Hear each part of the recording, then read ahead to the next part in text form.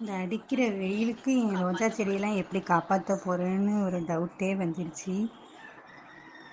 இங்கே பாருங்கள், என்னோடய miniature rose, orange colour miniature ரோஸில் முட்டை வச்சுருக்கு. பரவாயில்ல, வெயிலையும் நல்லா முட்டை வச்சுருக்கு.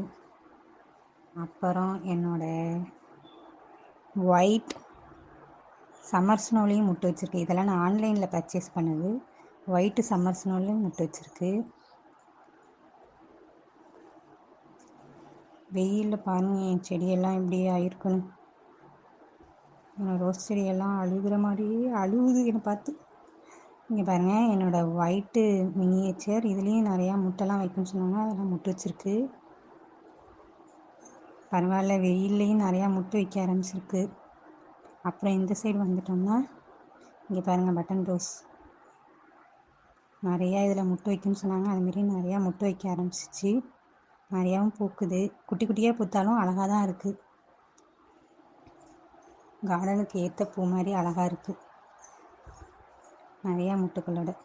அப்புறம் இங்கே பாருங்கள், இது என்னோடய தாஜ்மஹால் ரோஸ் பூத்துருக்கு. அப்புறம் இது மிட் நைட் ப்ளூ, இதுலேயும் இப்போ வந்து முட்டு வச்சுருக்கு.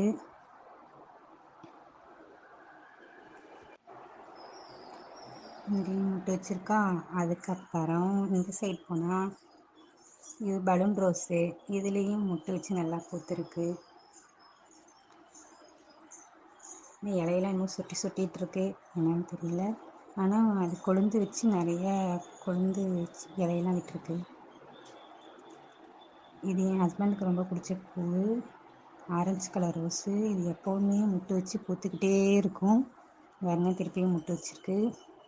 கட் பண்ண முட்டை வச்சு பூத்துட்டே இருக்கும். இது வந்து என்னோடய பர்த்டேக்கு வாங்கினது. 7 days பூக்கவே இல்லைன்னு நினச்சிட்டு இருந்தேன். அதில் இப்போ ஒரு ரோஸ் பூ அழகாக பூத்துருக்கு. ரொம்ப ஹாப்பியாக இருக்குது. என் பர்த்டேக்கு வாங்கி வச்சது இந்த 7 days ரோஸ் இது.